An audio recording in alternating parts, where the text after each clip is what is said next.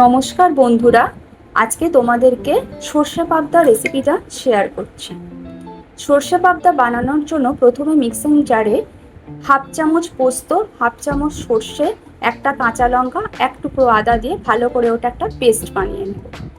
এরপর কড়ার মধ্যে সর্ষের তেল দিয়ে তার আগে থেকে নুন হলুদ মাখিয়ে রাখা পাবদা মাছ একটা একটা করে লাল লাল করে ভেজে তুলে নেব।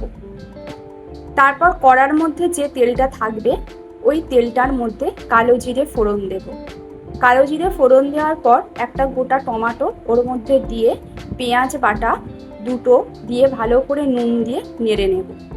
ভাজা ভাজা হয়ে গেলে সর্ষে আর পোস্ত যে বাটাটা ছিল ওটা ওই পেঁয়াজ ভাজার সাথে ভালো করে মিশিয়ে নিয়ে 2 চামচ হলুদ আর সামান্য জল দিয়ে মশলাটা ভালো করে কষবো।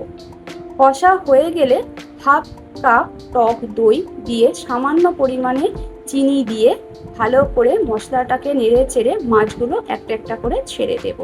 দিয়ে সামান্য পরিমাণে জল দিয়ে ঢাকা দিয়ে মাছগুলোকে 2 থেকে 3 মিনিট ফুটতে দেব।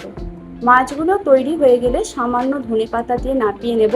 তৈরি হয়ে গেল সর্ষে পাবদা। যদি আমার এই রেসিপিটা তোমাদের ভালো লাগে, লাইক শেয়ার সাবস্ক্রাইব করবে।